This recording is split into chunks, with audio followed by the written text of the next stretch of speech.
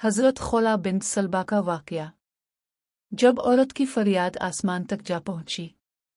ज़मान जाहिलियत में अरब के लोग बीवी को तकलीफ देने के लिए ज़िहार की रस्म करते।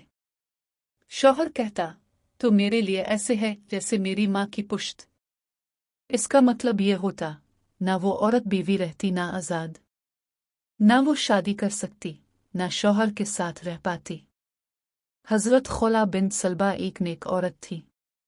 उनके शौहर उस बन सामित ने गुस्से में कह दिया, तो मुझ पर मेरी माँ की पुश्त की तरह है। ये अल्फाज खौला के लिए बहुत बड़ा सदमा थे। वो ना मुतलका रही, ना बीवी। वो रसूल अल्लाह के पास गई, आंसुओं के साथ अर्ज किया, आ रसूल अल्लाह, मेरे शौहर ने मुझ पर ज़िहार कर दिया है। मेरे बच्चे छूटे हैं। अगर छोड़ दूं तो ज़ाये हो जाएंगे, और अगर रखूं तो भूखे मर जाएंगे। रसूल अल्लाह ने फरमाया, इस बारे में अभी तक मुझे वही नाजिल नहीं हुई। मगर खौला हार न मानी।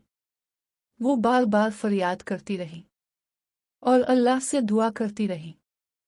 चंद लम्हों बाद जबरन वही लेकर नाजिल हुए।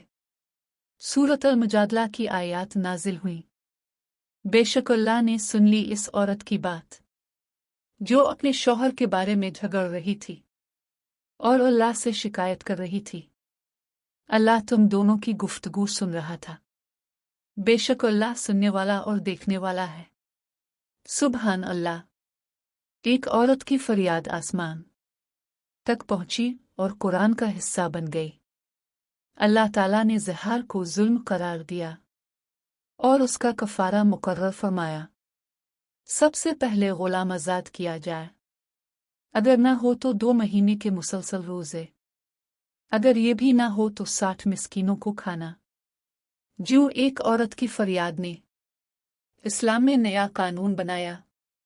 इस वाक़ये से सबक मिलता है, अल्लाह ताला औरत की फरियाद सुनता है। औरत कमज़ोर नहीं। अगर वो हक़ पर डटी रहे तो इंसाफ ज़रूर मिलता है। इस्लाम ने औरत को वो मकाम दिया जो दुनिया का कोई निज़ाम नहीं दे सका। खौला का नाम हमेशा के लिए कुरान में महफूज हो गया।